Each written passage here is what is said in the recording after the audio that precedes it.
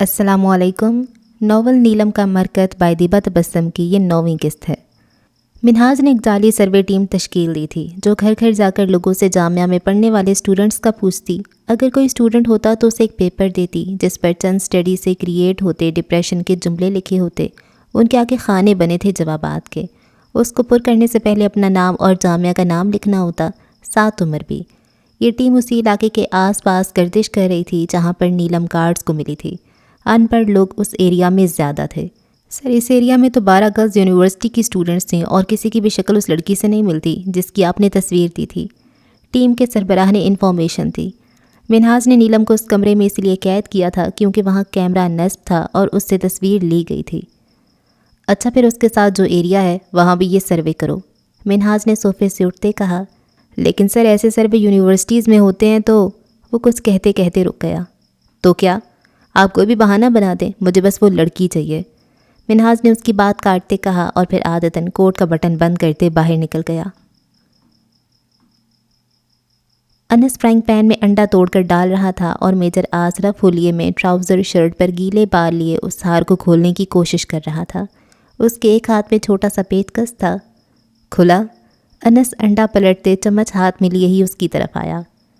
बस हो गया। आस ने छोटा सा कील काउंटर पर रखा और वो सिक्के नुमा डब्बा खोला।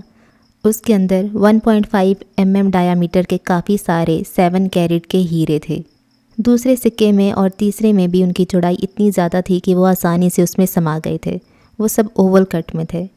आस ने एक डायमंड स्टोन उठाया और किचन के रोशनदान से अंदर आती तेज़ धूप में करीब से देखने लगा। उसके अंदर एक दो स्याह धब्बे नज़र आए थे जो कि कार्बन के ज़खायर की बना पर थे। उनकी असलियत का अंदाज़ा हो चुका था। मेजर आस ने गहरा सांस लेते उसे वापस रख दिया। अनस ने उसके संजीदा चेहरे की जानिब देखा। आस और वो रोशनदान की जानिब खड़े थे। काउंटर पर हीरे और ज़मुर्द के पत्थर पड़े थे। मेजर आस आलम ने पीछे मुड़कर देखा। नीलम काउंटर के पास खड़ी थी। उसके एक हाथ में ज़मुर्द का पत्थर था और वो उस पर उंगली फेर रही थी और सामने छोटे छोटे अलमास बिखरे पड़े थे जिनकी चमक उसके हसीन चेहरे पर पड़ रही थी। कहते हैं कोहिनूर जो कि इस वक्त दुनिया का बेहतरीन और सबसे कीमती पत्थर है, उसकी कीमत अंदाज़न 10,000 अरब रुपए होगी। अगर वो हीरा भी उसके सामने रख दिया जाता और एक तरफ ज़मुर्द रख दिया जाता तो वो ज़मुर्द को ही तरजीह देती। ये तो फिर आम से हीरे थे। एक और अजीब बात थी उस लड़की में जो मेजर आस आलम ने शिद्दत से महसूस की थी। अनस ने मेजर आस की जानिब देखा जो नीलम को देख रहा था। क्या कर रही हो तुम यहाँ? उसकी आवाज़ में हमेशा ही एक रोब होता था जो अभी कायम दायम था। नीलम ने हड़बड़ा कर उसे देखा और फिर ज़मुर्द का पत्थर ज़ोर से मुट्ठी में भींच लिया। जाओ यहाँ से, वो धाड़ा। नीलम जाने लगी तो उसने दोबारा आवाज़ दी। सुनो। नीलम के बढ़ते कदम थम गए थे। वो तो उसके एक इशारे पर बर्फ़ भी हो सकती थी। सो पलट गई। मेजर आस ने उसके पलटने पर उसकी सराहीदार सफ़ेद गर्दन पर अपनी उंगलियों के निशान बहुत वाज़े देखे थे। इसे वापस रखो। मेजर आस ने उसकी बंद मुट्ठी की जानिब इशारा किया। वो उसने मुट्ठी और ज़ोर से भींच ली। अगर आपको कोई चीज़ पसंद हो तो इसका मतलब ये नहीं है कि उसे हर गलत तरीके से हासिल करने की कोशिश करो, और जो चीज़ आपकी है ही नहीं उस पर आपका हक जताना बनता भी नहीं है। वो संजीदा था। ये उसकी पोस्ट थी या ओहदे का उसूल के उसके मिजाज में नरमी थी ही नहीं। नीलम उसकी बात पर शर्मिंदा होती आगे आई और एक नज़र काउंटर पर बिखरे अलमास और ज़मुर्द के पत्थर पर डाली और फिर मेजर आस की जानिब देखते इत्मीनान से दूसरा पत्थर भी उचक लिया। ये हार भी तो आपका नहीं है, फिर आपने क्यों अपना हक समझकर इसे खोला और हीरे निकाले? उसकी हाजिर जवाबी ने मेजर आस के गुस्से की रग फिर से भड़का दी थी। मैंने तुमसे कहा इन्हें वापस रखो। उसका लहजा हुक्म देता हुआ था। माथे पर अनगिनत बल पड़ चुके थे। ये लें, जहेज़ में ले जाइएगा। उसके गुस्से पर वो पत्थर काउंटर पर पटक कर चली गई। बहुत ही बदतमीज़ लड़की है। उसके लब बड़बड़ाए। अनस मुस्कुराहट जब्त करने को हीरे हाथ में लिए उन पर सर झुका गया। बहरहाल उसने कभी मेजर आस को किसी से इतना झिंझलाते और चिढ़ते नहीं देखा था और उसे ये भी एतराफ़ करना पड़ा कि उसने कभी किसी लड़की को मेजर आस को ऐसे तड़क कर जवाब देते भी नहीं सुना था। फार्म हाउस में बड़े बड़े कार्टन्स बिखरे पड़े थे। बहुत सारे आदमी कामों में जुटे नज़र आ रहे थे। हीरोइन और कोकेन के अलावा दूसरी नशावर अशिया भी मौजूद थीं। ईगल कहाँ हो? हर्ब कॉल क्यों नहीं अटेंड कर रहा है? मैंने पैकिंग शुरू करवा दिया है। ये सब कैफेटेरिया मुंतकिल करना है और वहाँ से यूनिवर्सिटीज़ में भेजना है।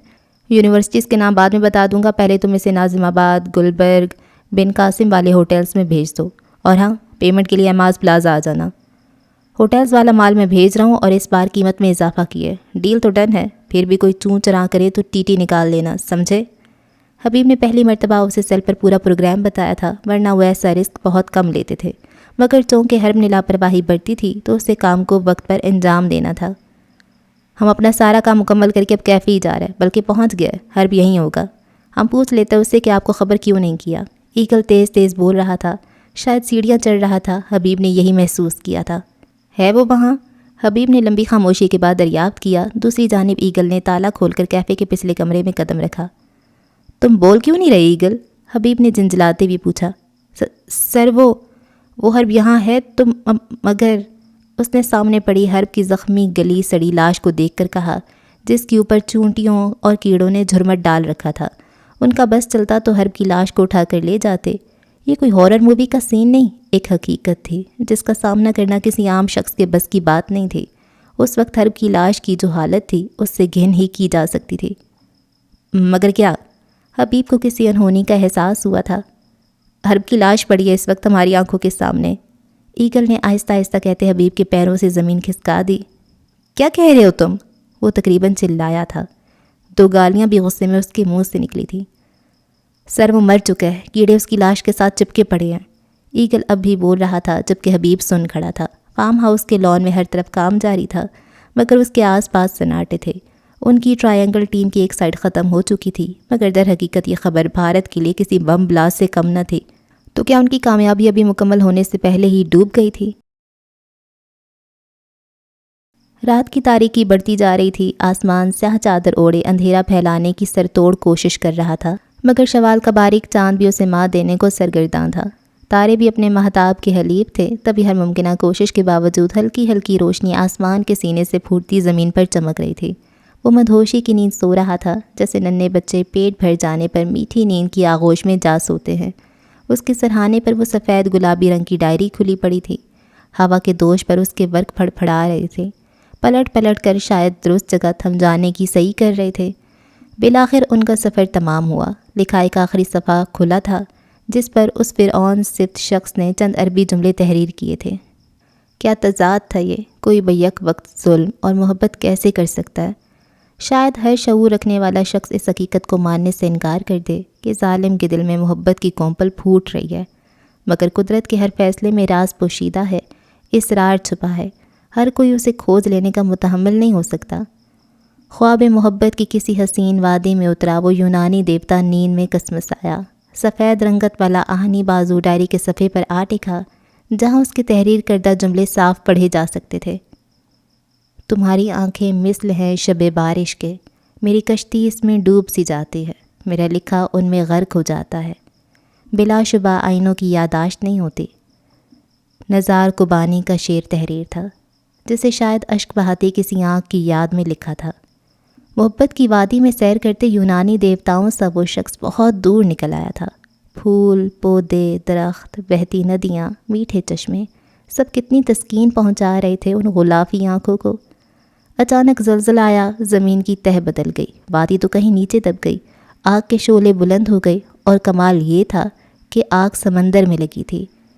بھلا پانی میں بھی آگ بھڑک سکتی ہے؟ عقل سے میل نہ کھاتی تھی یہ بات، مگر وہ یہ دیکھ رہا تھا، سب اس کے سامنے تھا، بہت قریب، بے حد نزدیک۔ وہ آگ میں جل رہی تھی۔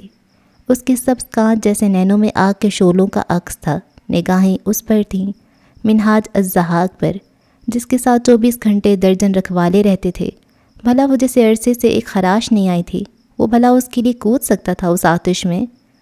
اگر ہاں تو یہ نیلم ابرار کا گشت بدندا کی کیفیت سے گزر رہا تھا۔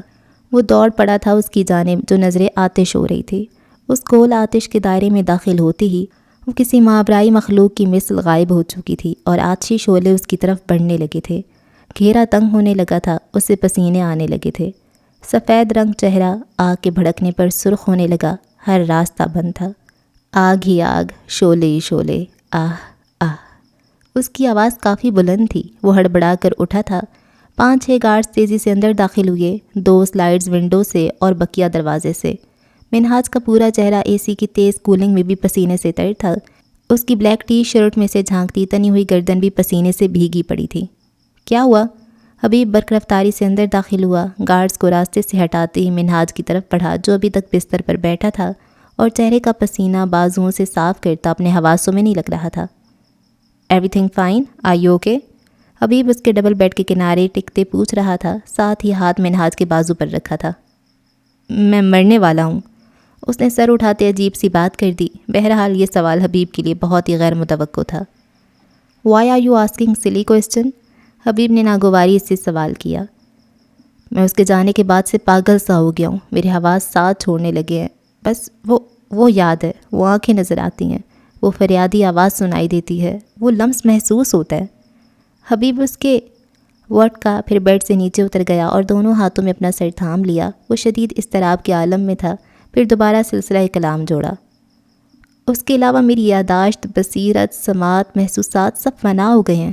ایسے لگتا ہے کوئی سحر پھونک دیا ہو، جیسے محصور کر لیا گیا ہے مجھے۔ انگلیاں بالوں میں پھنسائے حالت دیوانگی میں بولا۔ You are not in your senses, Habib نے تعصب سے کہا۔ ہاں، میں نہیں ہوں اپنے ہوش و حواس میں اپنے آپ میں نہیں ہوں، اور اگر میری جگہ کوئی اور ہوتا تو وہ بھی اس وقت اسی دیوانگی کا مظاہرہ کر رہا ہوتا۔ تم، وہ بیڈ پر ٹکے حبیب کی جانب بڑھا، اس کو دونوں بازوؤں سے تھام کر بھڑکتے ہوئے کھڑا کیا۔ گارڈز حبیب کے آتے ہی جا چکے تھے۔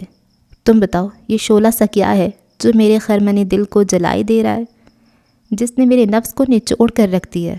یہ کیسا مادہ ہے جو تلخ آمیز لذت لیے میرے رگوں پہ میں اترے چلے جا رہا ہے؟ مجھے بتاؤ، اس نے حبیب کو جھنجھوڑا۔ مجھے بتاؤ یہ کس کے پر ہیں جو شب کی خاموشی میں میرے بستر کے گرد پھڑ پھڑاتے ہیں اور میری آنکھ کھل جاتی ہے۔ اس کا انتظار کرنے لگتا ہوں جس سے میں ناآشنا ہوں۔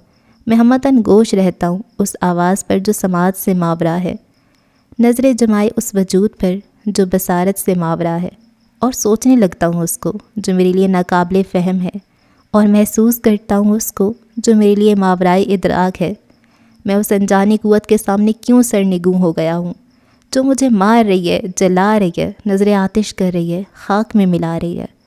اس نے جھٹکے سے حبیب کو چھوڑا اور پھر رخ موڑ گیا۔ اپنے بہنے کے قریب آنسوؤں کو اندر دھکیلنے لگا، مگر وہ بغاوت کرنے کو تیار تھے، گوشوں کو عبور کرنے کے لیے سرکش تھے۔ اس نے دنگ کھڑے حبیب کو بازو سے تھاما اور دروازے سے باہر چھوڑ آیا۔ تیزی سے دروازہ مقفل کر دیا۔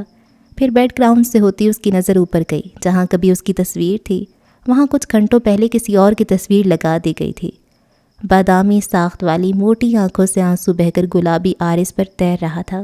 ہونٹ اد کھلے تھے جیسے کلام کرنے کی خواہش مند ہوں۔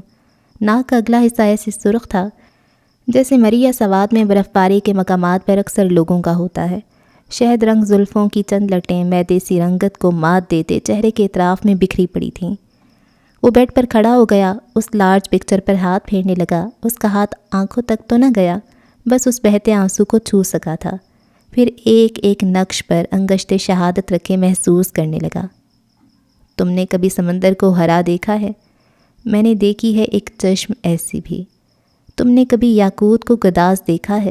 میں نے دیکھے ہیں دو لب ایسے بھی۔ تم نے کبھی ریشم سے بھی ملائم شے کو چھوا ہے؟ میں نے محسوس کیے ہیں گیسو ایسے بھی۔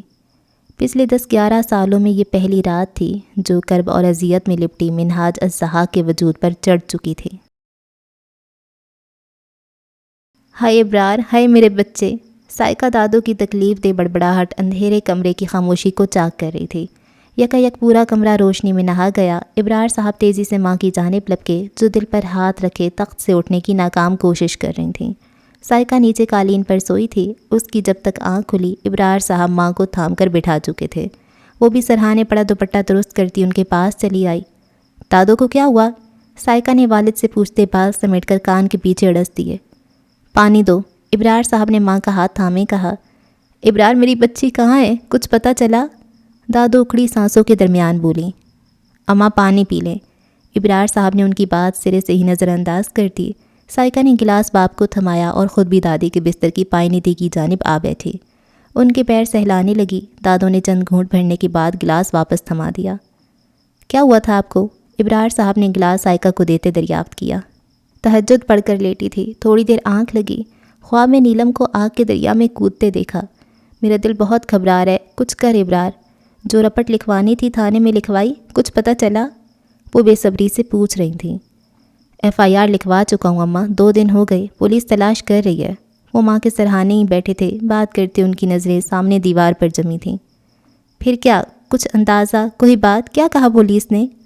اب کی بار بھی بے صبری عیاں تھی۔ انہوں نے سرد آہ بھری پھر اپنے ہاتھوں کی جانب دیکھتے بولے جو ایک دوسرے میں پیوست تھے۔ پولیس کا شک ہے کہ… وہ رکے۔ کہ… دادوں نے ان کے مضطرب چہرے کی جانب دیکھا۔ کہ شاید نیلم نکاح کی وجہ سے گھر چھوڑ… نہیں بابا، گڑیا ایسا کر ہی نہیں سکتی، میں نہیں مانتی، ناممکن۔ پولیس والے بکواس کرتے ہیں۔ آپ نے ان کی بات سن بھی کیسے لی؟ منہ کیوں نہیں توڑ دیا؟ سائقہ بے پھر کر کھڑی ہوئی۔ اعتبار ہے مجھے بھی اپنی بیٹی پر، میری جان، میرے جسم کا ٹکڑا ہے وہ، تبھی ان کی بات کو رد کر دیا۔ کہا ہے ان سے کہ 100% وہ کسی حادثے کا شکار ہوئی ہے، کل پولیس آئے گی علاقے میں پوچھ گچھ کرنے۔ ابرار صاحب کے کہنے پر سائقہ گرنے کے انداز میں تخت پر بیٹھ گئی۔ یا اللہ، میری بچی کی عزت و آبرو کی حفاظت کرنا۔ دادوں نے ہاتھ دعا کے لیے بلند کرتے کہا۔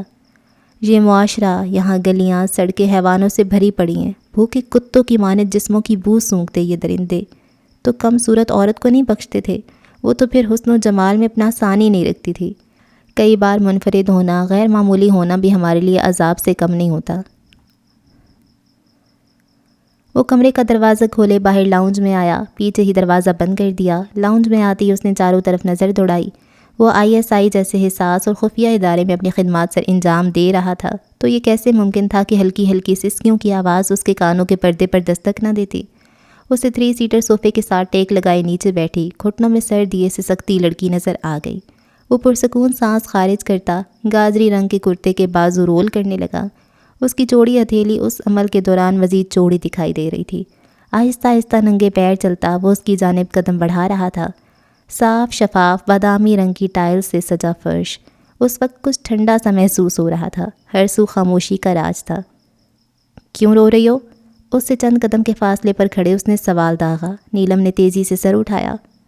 ہمیں گھر جانا ہے، ہمیں دادو، آپی، بابا سب بہت یاد آ رہے ہیں، پلیز ہمیں گھر چھوڑائیں، ہم کسی کو کچھ نہیں بتائیں گے، جو چاہے قسم لے لیں، ہر وعدہ نبھائیں گے، ہم جھوٹ نہیں کہہ رہے۔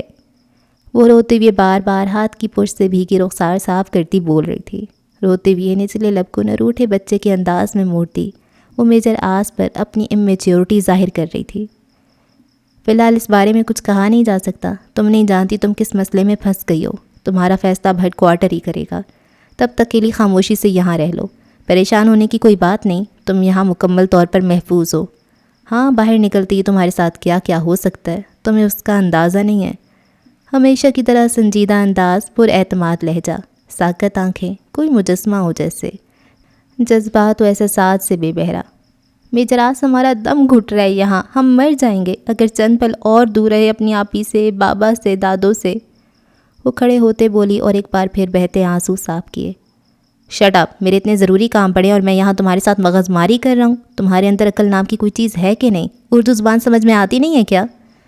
کل تک میڈم مزے سے بے فکری کی نیند سو رہی تھیں، محبت کے دعوے کر رہی تھیں، سب جاننے پر بضد تھیں اور اب گھر جانے۔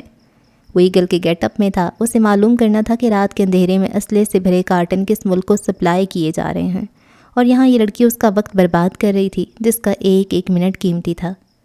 تو جلدی سے ہمیں بتا دینا کہ آپ کون ہیں اور یہ سب کیا ہے، آپ کے اتنے روپ کیوں ہیں، اور آپ اس جلاد قسم کے انسان کو کیسے جانتے ہیں، اور ڈرگ سپلائی کیوں کرتے ہیں اسٹوڈنٹس کو؟ اب وہ رونا بھول چکی تھی، اس کے لہجے میں تجسس کا عنصر صاف نمایاں تھا۔ انس اپنے کام سے باہر جائے گا، باہر سے لاک لگا کر جائے گا، شور وغیرہ مچانے کا کوئی فائدہ نہیں۔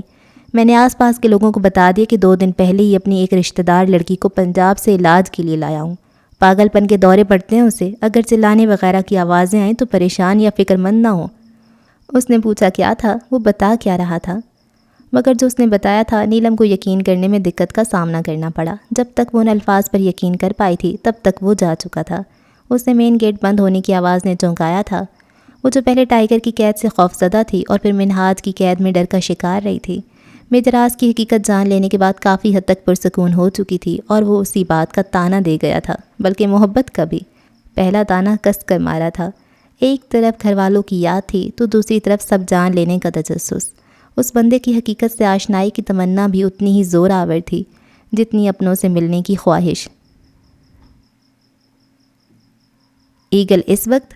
حبیب طلوع سحر کے وقت ایگل کو فارم ہاؤس میں داخل ہوتا دیکھ کر ٹھٹک گیا۔ اس کی اجازت پر گارڈز نے ایگل کو اندر آنے کا حکم جاری کر دیا تھا۔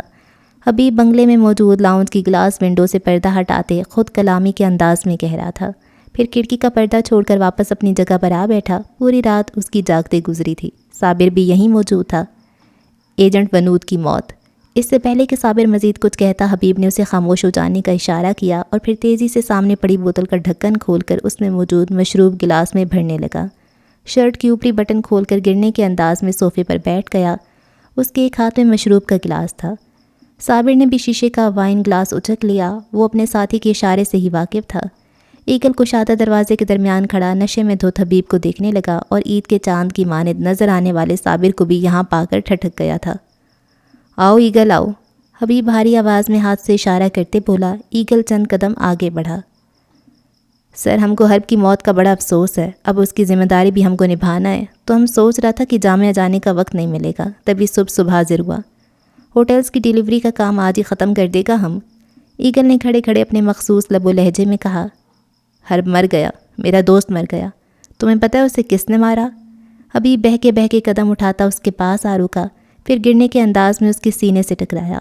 میجر آس کے لیے بس اتنی نزدیکی بہت تھی۔ وہ جان گیا تھا کہ مقابل نشے میں ہے یا نشے میں ہونے کا ڈھونگ کر رہا ہے۔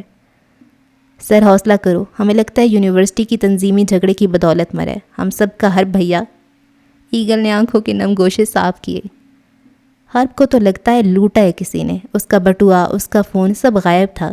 حبیب اس کے کندھے پر سر رکھے آواز سے روتے بولا۔ صابر بھی غمگین نظر آ رہا تھا۔ میجر آز کی ہر حس چکنا ہو گئی تھی۔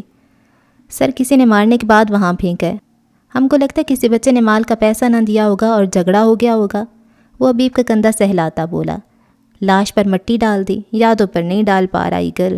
حبیب آنکھیں رگڑتا اس سے دور ہو گیا۔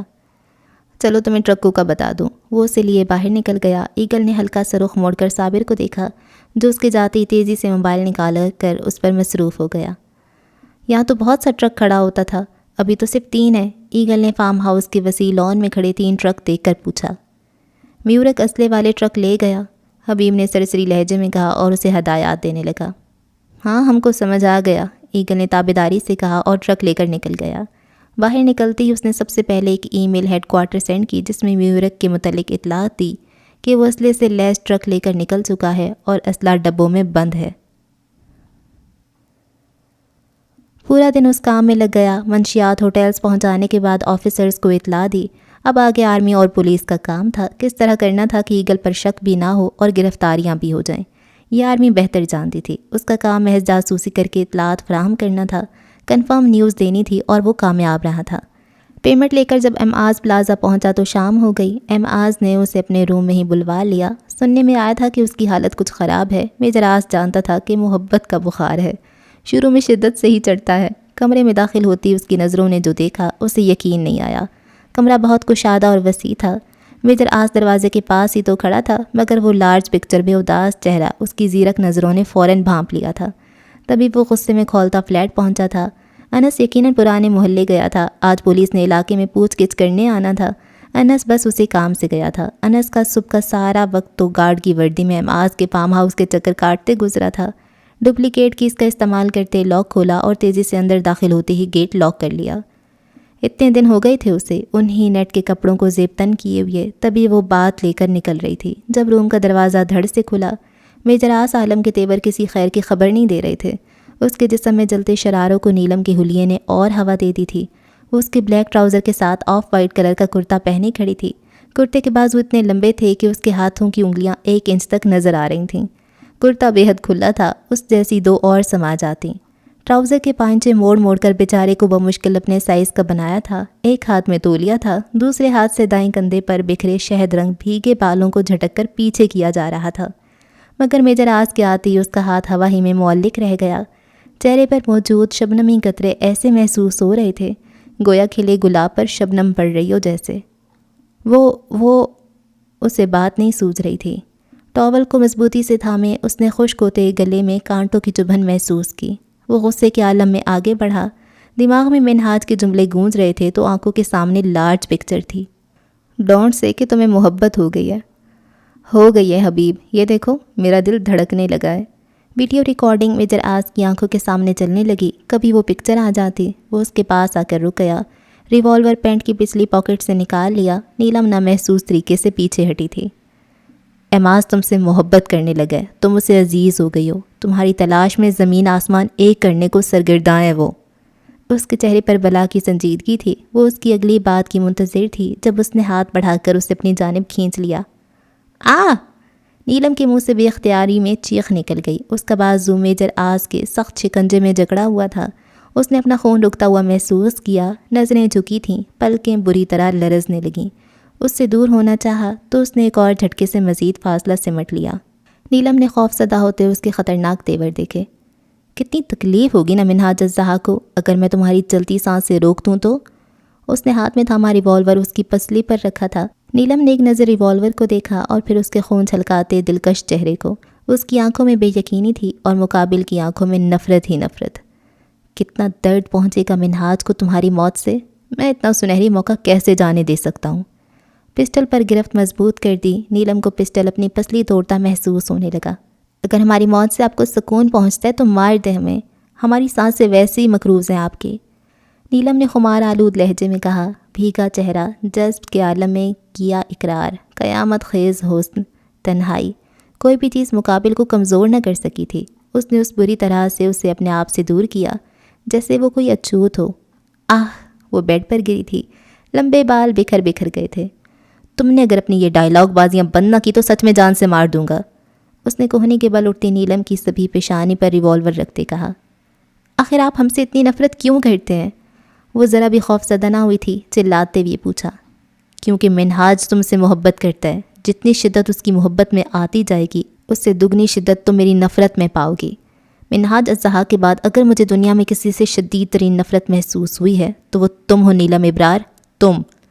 और नीलम इब्रार ने उस लम्हे ज़िंदगी में पहली बार क़ुव्वत समात से महरूम हो जाने की दुआ पूरी शिद्दत से मांगी थी। उसकी बेयकीन आंखें क्रोफर से कहते मेजर आस पर जमी थी। क्या हुआ है? आप इतने गुस्से में क्यों हैं सर? अनस भी अभी रूम में दाखिल हुआ था। उसकी आवाज़ पर मेजर आस ने पिस्टल वाला हाथ नीचे गिरा लिया। फिर एक कहर आलूद नज़र उस हैरत ज़दा हसीन मुजस्मे पर डालता बाहर निकल गया। अनस ने भी उसकी तकलीद में कदम बढ़ा दिए। हुआ क्या है? मेजर आस फ्रिज से बोतल निकाले, उसको मुंह लगाए घटाघट पानी चढ़ाते अपना गुस्सा ठंडा करने की मुहिम से कोशिश कर रहा था। इंतहाई बेबाक और जज्बाती लड़की है, मेजर आस नागुवारी से बोला। तुम बताओ फिर हुआ काम? मेजर आस ने उसके जवाब का इंतज़ार किए बिना ही अगला सवाल कर दिया। वैसे भी उसने राय दी थी, ऐसे में जवाब का मुंतज़िर रहना बेवकूफ़ी थी। ये देखो बहुत पिट कर आया हूँ। एजेंट अनस ने अपनी शर्ट की ऊपरी बटन खोल कर गर्दन दिखाई जहाँ उंगलियों के निशान थे, और फिर आस्तीनें फोल्ड करके ज़ख़म दिखाए। बहुत खराशें आई थीं उसे। हल्के हल्के खून के धब्बे शर्ट पर भी लगे थे, घुटनों पर भी लगी है। वो हंसते हुए बता रहा था। कामयाबी की खुशी में चोट का गम भी हंसी में बदल गया था। पूरा किस्सा सुनाओ अपने ज़ख्मों का, वो बोतल का ढक्कन लगाता बोला। 4 बजे के करीब मोहल्ले की एक लड़की सबा जो हर छोटी छोटी बात पर वाविला खड़ा कर देती है, याद आया? उसने मेजराज से पूछा। आगे बताओ, वो बेजारी से बोला। वो सेंटर से आ रही थी, मैंने उसको देखकर गाना गाया, फिर हाथ पकड़ लिया। फिर क्या था, मैडम ने ज़ोरदार चमाट रसीद कर दी। साथ वाले घर से अंकल रिजवान निकल आए। उनके भाई भी और लड़की को छेड़ने पर खूब धुलाई की। आते जाते लोगों ने भी खैर के उस काम में हाथ बटा दिया। फिर अंकल इब्रार की हाँ अदालत लगी कि सिर्फ लड़कों को मकान क्यों दिया, और नतीजा ये निकला कि 2 दिन बाद मकान खाली कर दिया जाए। मैं मकान को ताला लगा कर आ गया हूँ, पुलिस अभी तक नहीं आई थी। अनस ने पूरी तफसील मेजर आस की गोश गुजार की। गुड, और फार्म हाउस से कोई इत्तला मिली? उसने दाईं तरफ सिंगल सोफे पर बैठे अनस से एक और सवाल किया। टाइगर, मुझे लगता है फार्म हाउस के तहखाने में कोई है और मैंने तहखाना भी तलाश कर लिया है। अनस की बात पर मेजर आस की तमाम हिस्सियात बेदार हो गई। तुम मैपिंग करके बेसमेंट का रास्ता बताओ, अंदर तक जाना मेरा काम है। मेजर आस के चेहरे पर गहरी सोच के साए थे। पहले मुझ खाइल की मुरम्मत तो कर दो, कुछ खिदमत कर दो यार, भूख लग रही है। ओह, भूख से याद आया, नीलम ने सुबह से कुछ खाया नहीं। मैंने ब्रेकफास्ट का पूछा था, उसने मना कर दिया। अनस अपने दुखड़े रोते रोते नीलम के बारे में भी बता गया। तुफ है तुम पर। मेजर आस उसे लिताड़ कर उठ खड़ा हुआ। सर, एजेंट विनोद की मौत के पीछे ISI ही है, मुझे पूरा यकीन है। उसे जिस बेदर्दी से मारा गया है वो किसी लुटेरे का काम नहीं। कमरा कुशादा और वेल डेकोरेटेड था। चारों इतराफ में मौजूद हर खिड़की बंद थी और उन दरीचों पर पड़े गहरे दबीस पर्दे उसे इलाका ममनुआ करार दे रहे थे। बेड पर स्याह रंग का बैग खुला पड़ा था। उसमें से लैपटॉप निकाल कर बेड पर रखा गया था जिसकी स्क्रीन ओपन थी। चंद CDs भी पड़ी थीं और कुछ USBs। मतलब डाटा इतना ज़्यादा था कि डिवाइसेस की तादाद बढ़ गई थी। Oh no, it's a very bad news for us. दूसरी जाने मौजूद ऑफिसर ने अफसोस का बरमला इजहार किया था। एजेंट आकाश, पाकिस्तान के मौजूद चंद मिलिट्री हार्डवेयर्स की जीपीएस लोकेशन हासिल करने में तकरीबन कामयाब हो गए। तुम्हें सारा डाटा लेकर बजरिया सऊदिया भारत पहुंचना है। एजेंट आकाश से हमारा राब्ता बिल्कुल मुनक़ता है। ये इन्फॉर्मेशन एजेंट अर्जुन के तहत हम तक पहुंची है। राह के सरबराह ने उसे आगे का लाई अमल समझाया। पाकिस्तान के वजूद को आज तक तस्लीम न करने वाला सेकुलर मुल्क भारत अपने नापाक अज़ाइम की कामयाबी के लिए सरतोड़ कोशिश कर रहा था। सर, एजेंट अर्जुन कहाँ है? उसने मोहतात अंदाज में पूछा। It's none of your business, सख्ती से जवाब दिया गया था। सर, मैं उससे कांटेक्ट में रहना चाहता हूँ। हमारा दिल्ली तबाह करके ये सुकून से बैठे हैं। मिन्हाज को इश्क के दौरे पड़ गए हैं, पागल हुआ पड़ा है। कराची में अमन सुकून कायम है, लाहौर खुशहाल है। अगले ब्लास्ट का मशवरा दिया है मास को, मगर वो न जाने किन चक्रों में पड़ गया। एजेंट अर्जुन के तहत मैं एक धमाका करना चाहता हूँ। कराची को तबाह बर्बाद करना है, जैसे 2008 में हमारा दिल्ली हुआ था। उसके सीने में आग भड़क रही थी। वो राह का जाना माना एजेंट था, तभी तो उसका कांटेक्ट डायरेक्ट इदारे के सरबराह से था। उसके कोई शवाहिद अभी तक सामने नहीं आए। फ़िलहाल हमें मिलिट्री हार्डवेयर्स के मुतल्लिक मालूमात चाहिए। उन्होंने गोया बात ही ख़त्म कर दी। वो पेचोताब खा कर रह गया। 2007 में श्रीलंका ने पाकिस्तान से $50 मिलियन का असला ख़रीदा और 2009 में इजाफा करके $150 मिलियन का असला फराहम किया। तामिल टाइगर्स का खात्मा करके पाक फ़िज़ाइया के पायलटों ने बहुत बड़ी दुश्मनी मोल ली है। उनके हथियार अब उनके ख़िलाफ़ इस्तेमाल किए जाएंगे। मीटिंग कुछ वक्त और चलनी थी। अब चूँकि मेजर आस आलम का गुस्सा काफ़ी हद तक उड़नछू हो गया था, तो वो दबे पैर कमरे में दाखिल हुआ। उसने चेंज कर लिया था। अब वो अपने आम से हुलिये में घूम रहा था, ढीली ढाली शर्ट और ट्राउज़र में मलबूस। निकरा निकरा सा वो नीलम के सामने आ खड़ा हुआ, जो वक्त गुजारी कोई किताब खोले अदम दिलचस्पी से पढ़ रही थी। आपने सुबह से कुछ खाया क्यों नहीं? उसने अपने मखसूस संजीदा अंदाज में पूछा। नीलम का दिल चाहा उसका सर फोड़ दे। जवाबन वो खामोश रही, जैसे किसी और से सवाल किया गया हो। मैं आपसे कुछ पूछ रहा हूँ। टाइगर ने तहम्मुल का मुजाहरा किया। हमें अपने घर जाने और कोई दूसरी बात नहीं करनी आपसे, वो हर जज्बे से आरी लहजे में कह रही थी। किताब से चेहरा बस पल भर को उठाया था कि कहीं नज़र भी इख्तियार ना हो जाए। और मैं कह चुका हूँ, जब तक हेडक्वार्टर से आपके बारे में फ़ैसला नहीं आ जाता, आप यहीं रहेंगी, वो नागवारी से बोला। कौन सा हेडक्वार्टर? और जब आप हमसे नफ़रत करते हैं, हम आपकी नज़रों में खटकते हैं, तो क्यों रोक रखा है हमें?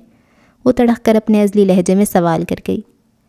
पहली बात, इस टोन में मुझसे गुफ्तगू करने से परहेज़ करें, और दूसरी बात, मैं आपके किसी सवाल का जवाब देने का पाबंद नहीं हूँ, माइंड इट। उसने उंगली उठाकर वार्न किया। वो बेड से नीचे उतर आई। इतनी इज्जत से मुखातिब मत हुआ करें हमसे, तुम कहकर पुकार लिया करें। आशनाई की हल्की सी रमक महसूस होने लगती है। वो फिर बात को उसी मौजू पर ले आई थी जिससे मेजर आस को चिढ़ थी। हम तो कुछ भी खा लेते हैं, तुम बता दो क्या खाना है। इतनी देर भूखा रहना सेहत के लिए अच्छा नहीं। मेजर आस ने बेड पर पड़ी किताब उठाते कहा। वो बात बदल गया था। नीलम ने गहरी सांस ली। हमें मैक्रोनीस बहुत पसंद है, वो अबरू उचकाते बोली। फरमाइशी प्रोग्राम चल रहा है। मेजर आस किताब कमरे में लगी शेल्फ पर रखते पलट कर बोला। फिर आपने पूछा क्यों था? उसने दिल जलाती मुस्कुराहट उछाली। बनानी आती है आपको? कितनी आराम से बात कर रहा था वो। बिलाशुबा उसके बेशुमार चेहरे और अंदाज थे। नहीं, नीलम ने यकलफ्ज़ी जवाब दिया। ओके। वो कमरे से निकल गया। थोड़ी देर बाद उसे मेन गेट बंद होने की आवाज़ आई थी। शायद वो बाहर गया था। वो लाउंज में आ गई, जहाँ सोफ़े के सामने पड़े मेज़ पर कुछ वर्क फैले थे और चंद पेंसिलें, मार्कर और अनस एक बड़े से चार्ट पर झुका पेंसिल चला रहा था। नीलम उसकी तरफ पड़ गई। उसने अभी तक आस के कपड़े पहन रखे थे। एमाज प्लाजा में एसपी बिलाल की आमद हुई थी। वो सजे सजाए ड्राइंग रूम में मौजूद था और हर आने वाले की तरह एमाज का इंतज़ार कर रहा था, मगर उसे ज़्यादा वक्त इंतज़ार नहीं करना पड़ा। वो जल्द ही आ गया था। एसपी अपनी जगह खड़ा हो गया। मिनहाज ने उसे बैठने का इशारा किया और ख़ुद भी सामने वाले सोफ़े पर टांग जमाए बैठ गया। एसपी साहब, बहुत काम आए आप मेरे, मगर इस बार काम कुछ और नोयत का है। अपने अंदर जलते शोलों की भिनक सिर्फ उसने हबीब को पता चलने दी थी। अभी वो मुकम्मल अपने असली रूप में मगरूर अंदाज से बोल रहा था। आपके लिए जान भी हाजिर है सर, बस हुक्म कीजिए। खुश आमदी अंदाज। इस लड़की को तलाश करना है। मिनहाज ने एक दरमियानी साइज़ की तस्वीर एसपी बिलाल को थमाई। सर, ये तो कोई अंग्रेज़ लग रही है। वो कुछ लम्हात ठटक कर उस हुस्न से भरपूर चेहरे को देखने के बाद बोला, जिसका नक्श नक्श हसीन था, खुलिया खुलिया तारीफ़ का हकदार था। चेहरा देखती उसकी ये हालत थी, अगर वो सामने होती तो शायद वो हवास काबू न कर पाता। नहीं, ये अंग्रेज़ नहीं। मिनहाज ने उसकी बात की तरदीद की।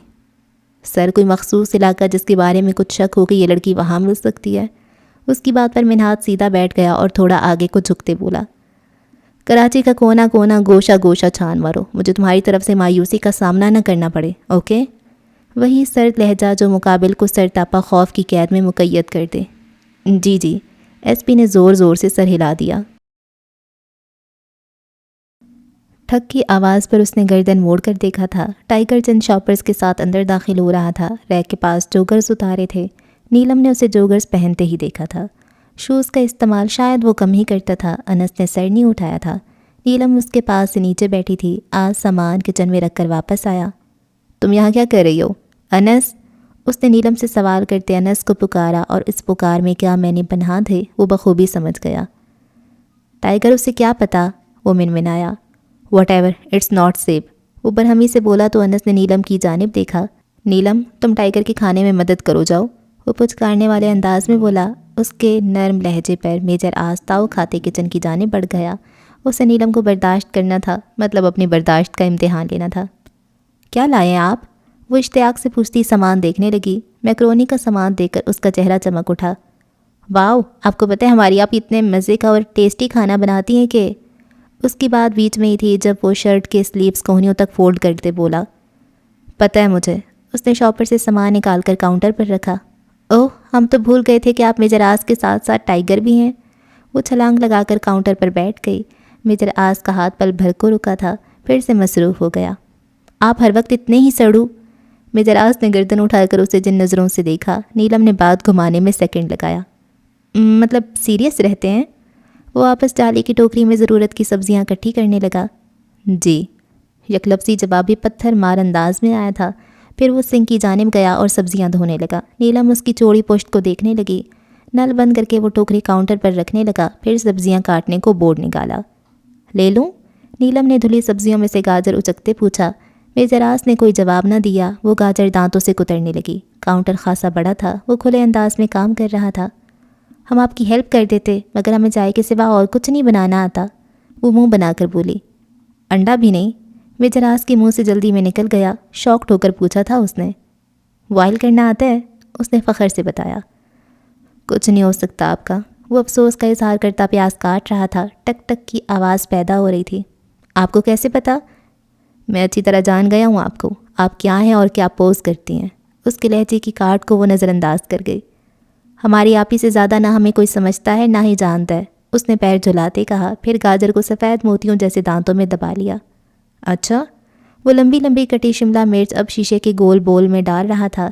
نظر اٹھا کر اس لاپرواہ حسینہ کو دیکھنا گویا حرام تھا۔ نیلم نے اس کے مصروف انداز کو جل کر دیکھا۔ وہ کہتی ہیں عشق انسان کو ذلیل کر کے رکھ دیتا ہے، عام سا لہجہ تھا اس کا۔ میجر آز کی یاقوتی ہونٹوں پر تمسخرانہ مسکراہٹ سمٹ آئی۔ 99% درست کہتی ہیں۔ وہ تیزی سے بورڈ پر پڑے ٹماٹر کو تیز دھار چاقو سے ٹکڑے ٹکڑے کر رہا تھا۔ اگلی بات وہ 100% درست کہتی ہیں۔ کیا؟ وہ اب بھی اس کی جانب دیکھنے سے اعتراض برت رہا تھا۔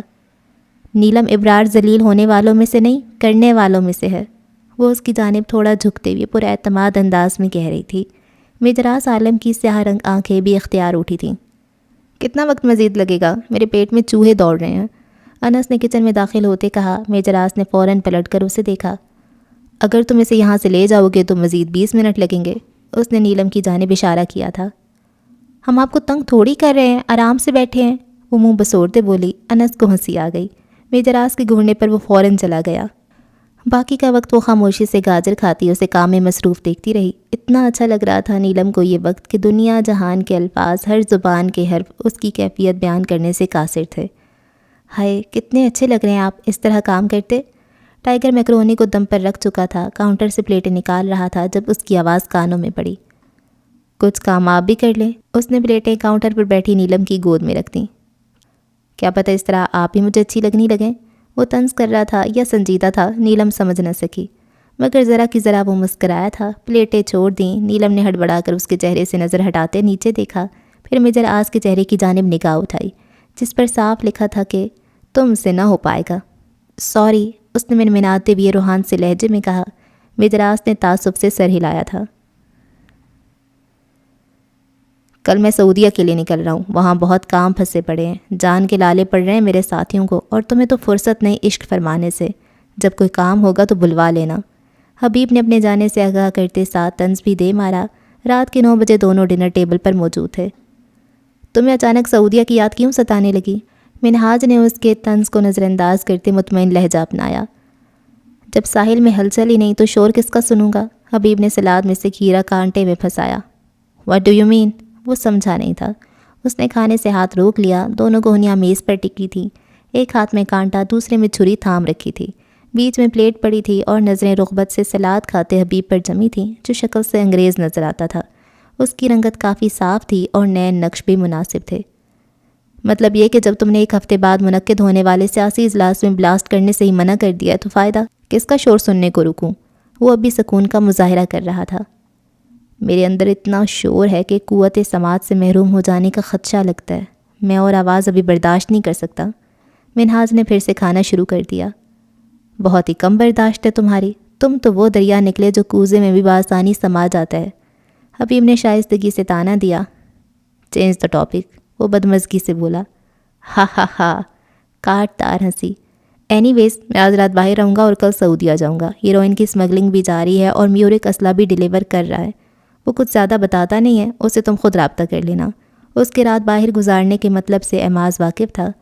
حبیب نے چلتے بزنس کے حالات اس کی گوش گزار کیے، جو 2 دن سے دنیا و جہاں سے بے بہرا پڑا تھا۔ سوگ منا لیا تھا، اس نے جوگ نہیں لیا تھا ابھی۔ کچھ ہاتھ بڑھ گیا ہے، کچھ تھامنا ابھی ہے باقی، کچھ وقت گزر گیا، کچھ گزارنا ابھی ہے باقی، کچھ پا لیا ہے، کچھ کھونا ابھی ہے باقی، کچھ رات اندھیری ہے، کچھ اجالے ابھی ہیں باقی، کچھ چاہا ہے، کچھ چاہنا ابھی ہے باقی۔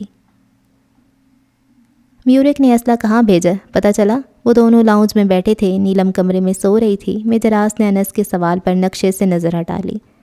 اسلحہ بحری سفر کے ذریعے پاکستان سے نکالا جا چکا ہے، کوئی کارروائی ابھی اس لیے نہیں کی کہ پتہ چل سکے کہ میورک اسلحہ کہاں بھیج رہا ہے، آس نے بتایا۔ ٹائیگر تمہیں کیا لگتا ہے میورک کون ہے؟ انس نے پھر اس کے دمکتے بے نیاز چہرے کو دیکھا جو دوبارہ سے سامنے پڑے نقشے کو دیکھنے لگا تھا۔ دونوں درمیان والے 3 سیٹر صوفے پر براجمان تھے۔ I'm 100% sure he is from CIA، وہ پر یقین تھا۔ چلو ہمارے ساتھی اس پر نظر رکھے ہوئے ہیں، پتہ لگ جائے گا، اور میں نے نیکسٹ رپورٹ بھی سینڈ کر دی ہے، ہیروں کے متعلق بھی لکھا ہے اور نیلم کے بارے میں بھی آگاہ کر دیا ہے۔ اب رپورٹ JIX کے بعد آرمی آفیسرز کو پریزنٹ کر دی جائے گی۔ میری غلطی پر سب کتنا برسیں گے؟ وہ افسردہ ہوا۔ تم نے نیلم کی تصویر بھی بھیجی ہے نا؟ میجر آس نے سوال کیا۔ جو تم نے کہا تھا سب لکھ دیا۔ ایجنٹ شعیب نے جو ایملے اور ایوا کی ویڈیوز بھیجی تھیں وہ بھی ساتھ بھیج دیں، الماس بھی اور حرب کا سیل فون بھی، اس نے مزید بتایا۔ اور حبیب کی جانب سے خدشہ بھی ظاہر کر دیا میں نے، بس 12 بجے تک انفارمیشن مل جائے گی۔ حرب کے سیل میں موجود ڈیٹا شاید ہمارے کوئی کام آ جائے، اگر ڈائریکٹ پاسورڈز کھولے تو ڈیٹا اڑ جائے گا، اس سلسلے میں وہ ہیکرز کے ہاتھ میں دیا ہے۔ میجر آس نے اپنی انفارمیشن شیئر کی۔ مجھے کیوں لگتا ہے انس کہ یہ کڑیوں سے کڑیاں مل رہی ہیں؟ امریکہ، سعودیہ، افغانستان، بھارت، ان سب کی خفیہ ایجنسیاں بذریعہ منہاج پاکستان میں گھس گئی ہیں۔ آخر کو بلوچستان میں تربیت دیے جانے والے دہشت گردوں کو افغانستان کیوں بھیجا گیا؟ CIA کے ایجنٹ افغانستان میں ڈیرا ڈالے ہوئے ہیں۔ افغان طالبان سے ان کی ٹکر اب تو میڈیا کی بھی زینت بنی پڑی ہے، اور ایک اطلاع کے مطابق سعودیہ نے افغانستان میں $15 کا اسلحہ بھیجا ہے، اور ہو سکتا ہے کہ یہ افغان طالبان کے استعمال میں آئے۔ چند دنوں پہلے ہی تو ISI کے ہیڈ کوارٹر میں اس کی میٹنگ پاکستان آرمی میں لیفٹیننٹ جنرل، جو اب ISI کے ڈائریکٹ جنرل کے عہدے پر فائز ہو گئے تھے، سے ہوئی تھی۔ اچھا، یہ نقشہ سمجھ آ گیا؟ انس نے پوچھا۔ ہاں آ گیا، اس پر آج ہی کام کر لیتا، مگر مجھے انتظار ہے ہیڈ کوارٹر سے آنے والی کال کا۔ اسی وقت کال آئی تھی۔ میجر آس نے فوراً بلوٹوتھ ایئر فون کان میں سیٹ کیا۔ میجر آس، ایک بری خبر بھی ہے اور ایک اچھی بھی۔ ایک ایجنٹ ہی جانتا ہے جب بری خبر کا لفظ استعمال کیا جائے تو اس کے دل پر کیا گزرتی ہے۔ Tell me quickly officer. وہ فوراً کھڑا ہو گیا، اس کا پورا وجود کان بن گیا تھا۔ ملنے والی اطلاع کسی بلاسٹ سے کم نہ تھی۔ ہر برا کا ایجنٹ تھا، اس کے سیل سے اس کی اور 3-4 اور ایجنٹ آکاش، ارجن، پریم، راکیش، ابھے کے سفری معلومات ملی ہیں۔ ان تمام شخصیات کی IDs اور پاسپورٹ کی تصاویر بھی مل گئی ہیں۔ ان کا ایک ساتھی کالی بھیڑ بن کر ہمار خوروں میں گھس بیٹھا ہے۔ اس کے پاس ہمارے ملٹری ہارڈ ویئرز کی GPS لوکیشن ہے جو اس نے آج ایجنٹ ابھے کو دینی ہے۔ میں نے ایک فائل تمہاری ای میل کے ساتھ اٹیچ کر کے سینڈ کی ہے، سب کی تصاویریں چیک کرو اور معلوم کرو کون آ رہا ہے آج رات اس کالی بھیڑ سے ملنے، اور ہاں، تحمل کا مظاہرہ کرنا میجر آس، وہ باحفاظت ہمارے تک آنی چاہیے۔ آرام آرام سے کہنے کے بعد اس نے چند کوڈ ورڈز میں اسے کچھ اور بھی بتایا، پھر رابطہ منقطع کر دیا۔ جلدی گیٹ اپ چینج کرو انس، تمہیں فارم ہاؤس جانا ہے، میں ماز پلازا جا رہا ہوں۔ 2 ایجنٹ کاؤنٹر انٹیلیجنٹ بیورو سے بھی آ رہے ہیں۔ وہ جلدی سے میپ بند کرتا ہدایات دے رہا تھا۔ مطلب راہ کے ایجنٹ کے خلاف محاذ پر جا رہے ہیں ہم؟ کاؤنٹر انٹیلیجنٹ بیورو راہ کے خلاف کام کرتی ہے، تبھی اس ڈپارٹمنٹ کا نام سنتے ہی انس سمجھ گیا تھا۔ ہاں، وہ یک لفظی بولتا کمرے کی طرف بڑھ گیا۔ اس نے جلدی سے کمرے کا مقفل دروازہ کھولا۔ جلدی میں وہ ٹھک کر کے پیچھے دیوار سے لگا تھا۔ بیڈ پر بے خبر چادر میں لپٹا وجود ہڑبڑا کر اٹھا تھا۔ رات کا 1 بج رہا تھا۔ میجر آس ایک لباس لے کر کمرے سے ملحق واش روم میں گھس گیا۔ جب وہ واپس آیا تو اس نے وائٹ کلر کی بغیر شکنوں کی شرٹ زیب تن کی ہوئی تھی۔ سار ڈارک براؤن ٹائٹ جینز، بازوؤں کے بٹن کھلے تھے، بال کشادہ پیشانی پر بکھرے پڑے تھے۔ وہ غضب ڈھا رہا تھا اصولیہ میں۔ کبھی محسوس کیا تیز دھاری آری کے نیچے کلیجے کے ٹکڑے کو کترتے؟ بالکل یہی حالت نیلم کی تھی۔ وہ اسے نظر انداز کیے اب سلیپس فولڈ کر رہا تھا۔ بیڈ کے کنارے اس نے ڈارک کیریمل رنگ کا کوٹ نکال کر رکھا تھا، پھر مرر کے سامنے جا کھڑا ہوا۔ پاس ہی ایک چھوٹی سی الماری تھی، اس کو کھول کر اس نے جانے کیا نکالا تھا۔ نیلم کی جانب اس کی پشت تھی۔ تقریباً 7 منٹ بعد وہ پلٹا۔ نیلم دنگ رہ گئی۔ اس کی آنکھیں سنہری رنگ پکڑ چکی تھیں اور بال بھی اسی رنگ کے تھے۔ اس نے ہیئر ویکس استعمال کی تھی، شاید ایک کان میں چھوٹا سا ٹاپس تھا۔ برانڈڈ گھڑی۔ وہ کوٹ اٹھانے کو جھکا، جب نظر بے اختیار نیلم پر پڑی۔ وہ اس کی نظروں سے انجان بن رہا تھا، پر تھا نہیں۔ I am ready. انس اندر داخل ہوا۔ گارڈ کی حلیے میں تھا وہ۔ اوکے، دیکھو کار آئی، اس نے انس کو آرڈر دیا۔ اب دونوں کہاں جا رہے ہیں؟ وہ بیڈ سے نیچے اتری۔ ٹائیگر کوٹ پہن رہا تھا جس کی دائیں طرف سفید رنگ کے دھاگے کی کڑھائی تھی، اس پر خوب جچ رہا تھا۔ ہاں، ہم کام سے جا رہے ہیں، باہر سے لاک کر کے جائیں گے، ڈرنے کی ضرورت نہیں، اس نے عام سے لہجے میں مصروفیت سے جواب دیا۔ آپ کہیں نہیں جائیں گے، سنا آپ نے؟ یکدم ہی وہ دروازہ زوردار انداز میں بند کرتے اس کے ساتھ ٹیک لگاتے بولی۔ ڈریسنگ کے سامنے کھڑے آس نے خون خوار نظروں سے اسے دیکھا۔ پاگل تو نہیں ہو گئی ہو تم؟ وہ غصے سے چلایا۔ پلیز مت جائیں، ہم اکیلے رات کو اس گھر میں نہیں، ہم نہیں رہ سکتے، پلیز۔ وہ رونا شروع ہو چکی تھی۔ اس کے رونے سے میجر آس کو شدید چڑ تھی۔ نیلم، آپ ہٹ جائیں دروازے سے، میرا جانا بہت ضروری ہے، وہ ٹھہرے لہجے میں بولا۔ آپ نہیں جائیں گے؟ اس ٹائم کیا ہو سکتا ہے آپ کو کام؟ اور آپ نے یہ ڈریسنگ کیوں کی ہے؟ اب کی بار اس کا فطری تجسس عود کرایا تھا۔ تم جاننا چاہتی تھی نا میں کون ہوں، تو سن لو۔ اس کے چہرے کے پتریلے تاثرات نیلم کو خوف زدہ کرنے لگے۔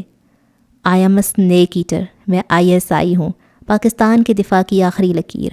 میں ملک پاکستان کے ہر دشمن کی موت ہوں، میں وہ للکار ہوں جس پر دشمن لرز جاتا ہے، میں سرحدوں کا محافظ ہوں، میں اسپائی ہوں، ایک ایجنٹ، دنیا مجھے جاسوس کہتی ہے۔ میری کوئی پہچان نہیں، میرا کوئی ایک روپ نہیں، میں ایک ہوں، میرے چہرے 100۔ میں اپنے ملک کی خاطر کشکول اٹھا سکتا ہوں، بھارت کی سرحد کے گرد منڈلاتا فقیر بن سکتا ہوں۔ میں کیمرہ اٹھائے کبھی صحافی بنا ملوں گا تو کبھی کسی ادارے میں استاد کے روپ میں، کبھی امریکہ کا کوئی رئیس بزنس مین تو کبھی کسی مسجد کا امام، کبھی آوارہ بن جاتا ہوں تو کبھی اپنے ملک کے لیے دیوانہ، خاکروب بن کر، پھیری والا بن کر، ہر روپ میں ملتا ہوں میں گمنام ہوں۔ کوئی مجھے نہیں جانتا، کوئی میری کھوج نہیں لگا سکتا، کوئی مجھ تک نہیں پہنچ سکتا، کوئی مجھے نہیں پہچان سکتا۔ میں دنیا کی نمبر 1 خفیہ ایجنسی کا ٹائیگر ہوں۔ My next target is to achieve the title of Black Tiger. وہ تم ساتھیوں سے سن رہی تھی جس کی جنون کی کوئی حد نہیں تھی، جس سے اپنا اگلا ہدف ہر قیمت پر حاصل کرنا تھا۔ آپ ISI سے ہیں؟ اس کی آنکھیں حیرت سے پھٹنے کے قریب تھیں۔ اپنی اتنی لمبی تقریر کے جواب میں ایسا بھچکانا سوال سن کر میجر آس کا دل اس سے ایک ہی گولی سے اڑا دینے کا کیا تھا۔ گاڑی کے ہارن کی آواز آنے لگی، اس کے جانے کا وقت ہو گیا تھا۔ سر پر کفر باندھ کر نکل رہا تھا وہ، کیونکہ یہ کھیل ایسا تھا جہاں کھیل پر کھیل کھیلا جاتا ہے، جہاں چالوں پر چالیں چلی جاتی ہیں، جہاں پیچھا کرنے والے کا بھی پیچھا کیا جاتا ہے۔ دیکھنا یہ تھا کہ آج وہ گیم چینجر کہلایا جائے گا کہ نہیں۔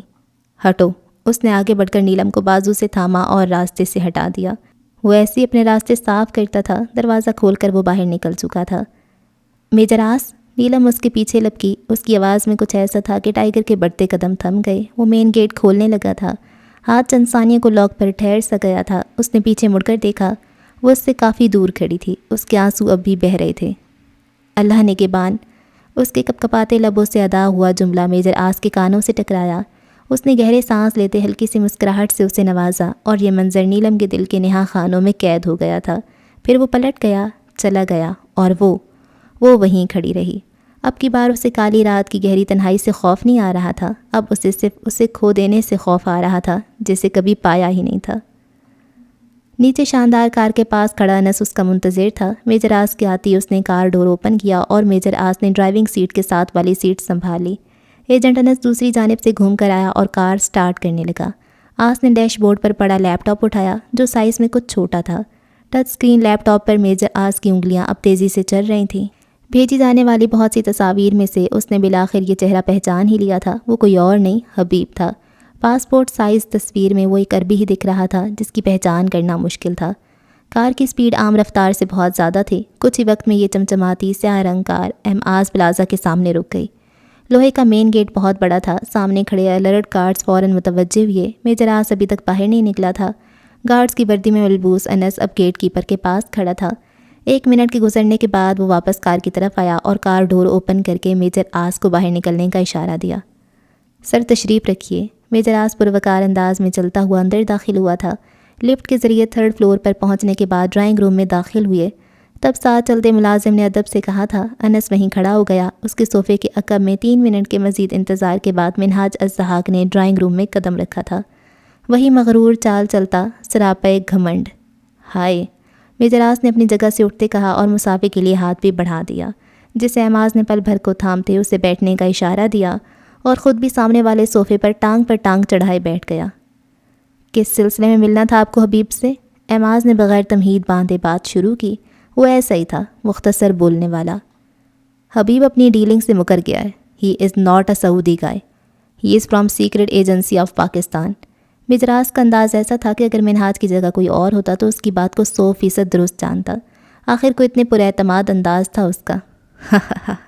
اعماز کا طنزیہ کہکا ڈرائنگ روم کے در و دیوار سے ٹکرایا تھا۔ واٹ اے جوک، ہا ہا ہا۔ پھر ضبط کرتا تھوڑا آگے کو جھکا۔ Good try but try again. اس کا انداز مذاق اڑاتا تھا۔ I know it's unbelievable for you but I have a proof. Major آس کا حلیہ ہی نہیں، لہجہ بھی انگریزوں والا تھا۔ اتنی شائستگی سے انگریزی بول رہا تھا جیسے کبھی اردو یا کوئی اور زبان کے الفاظ اس کے منہ سے ادا ہی نہیں ہوئے ہوں۔ میجر آس نے کوٹ کے اندرونی پاکٹ سے کم چوڑائی والا جدید ماڈل کا سیل فون نکالتے اس پر انگلیاں گھمانا شروع کر دیں۔ مطلوبہ ویڈیو ملتے ہی اس کے یاقوتی لبوں پر پل بھر کو تمسخرانہ مسکراہٹ ابھری تھی۔ انس آگے بڑھا اور سیل فون میجر کے ہاتھ سے لے کر منہاج کی جانب بڑھایا۔ ویڈیو میں حبیب رات کے اندھیرے میں ایک سنسان اور قدرے ویران علاقے میں کھڑا کسی کا منتظر ہے۔ پھر ایک شخص کے آتی وہ کالے رنگ کا چمڑے کا بیگ اس سے لے لیتا ہے اور ویڈیو ختم ہو جاتی ہے۔ یہ کیا ہے؟ مطلب تم کیسے کہہ سکتے ہو اتنے وثوق سے کہ اس بیگ میں میرے خلاف ثبوت ہے؟ منہاج کا انداز اب کچھ مضطرب سا تھا۔ میرا مقصد تمہیں آگاہ کرنا تھا کیونکہ حبیب اور میری ڈیلنگ ہوئی تھی۔ ہیروئن کے کیس میں چند لوگوں کو پھنسوانے کے لیے مجھے حبیب کی مدد درکار تھی، مگر اس نے الٹا گیم کھیلا، میرے خلاف کیس کر دیا کہ میں ہیروئن سمگل کرتا ہوں۔ اینی ویز میرا انتقام پورا ہوا۔ تمہیں کوئی تصدیق کرنی ہو تو شوق سے کر لینا۔ میجر آس نے پولیس اسٹیشن کا ایڈریس بتایا اور اپنا سیل فون نمبر اور نام بھی۔ Thanks for your precious time. وہ کھڑا ہو چکا تھا، سیل فون واپس لینے کو ہاتھ بڑھایا۔ منہاج کی نظر اس کے چہرے کی جانب اٹھی۔ اس کی رنگت ایسی تھی جیسے سورج کی روشنی میں سونا چمکتا ہے۔ اعماز نے سیل فون سے بلوٹوتھ کے ذریعے ویڈیو اپنے پاس محفوظ کرتے سیل فون اسے واپس لوٹا دیا۔ میں تصدیق ضرور کروں گا، اگر تمہاری بات میں ذرا سا بھی جھول ہوا تو تم اعماز کے شکنجے سے بچ نہیں پاؤ گے۔ اعماز دھمکانا نہیں بھولا تھا۔ میجر آس نے پینٹ کی پاکٹس میں ہاتھ ڈالتے نظریں نیچے کیں، سر بھی ہلکا سا جھک گیا تھا۔ پھر جب اس نے سر اٹھایا تو وہ مسکرا رہا تھا۔ اعماز کو اس کی مسکراہٹ کچھ کہتی کچھ جتاتی محسوس ہوئی، مگر کیا، یہ وہ خود بھی نہیں جانتا تھا۔ سون وی ول میٹ اگین۔ میجر آس کا لہجہ بھی مسکراتا ہوا تھا جیسے وہ کسی بچے کے خوفزدہ صورت پر مسکرا رہا ہو۔ اعماز خاموش اور الجھی نظروں سے اسے جاتا ہوا دیکھتا رہا۔ اب اس کا رخ حبیب کے کمرے کی جانب تھا۔ میجر آس اور انس لمبی سی راہداری سے گزرتے لفٹ کی جانب بڑھ رہے تھے۔ لفٹ کا دروازہ کھلا، اندر سے نکلنے والے 2 سیکیورٹی گارڈز میجر آس کو دیکھ کر ہلکا سا مسکرائے تھے۔ نظروں ہی نظروں میں جانے کن جملوں کا تبادلہ ہوا تھا اور پھر وہ لفٹ سے باہر نکل آئی، جبکہ میجر آس اور انس لفٹ میں سوار ہو کر واپس چل پڑے۔ اچھا جی، اس ایپیسوڈ کو یہاں پہ اینڈ کرتے ہیں۔ اور کیا ہوا ہے اس میں جو دوسرے ملکوں کی ایجنسیز بھی شامل ہیں اور وہ نہ صرف ان کو دھوکہ دے رہی ہیں بلکہ اعماز کو بھی وہ دھوکہ دے رہے ہیں ایک طرح سے۔ اعماز کو بھی نہیں پتہ ہے۔ اور کیا ہوا ہے اس میں، وہ نیلم کو ڈھونڈوا رہا ہے اور وہ نیلم کو چھپا رہا ہے اور نیلم خود کیا کر رہی ہے۔ اچھا جی، اگلی ایپیسوڈ میں ملاقات ہوتی ہے، تب تک کے لیے رکھیں دعاؤں میں یاد۔ اللہ حافظ۔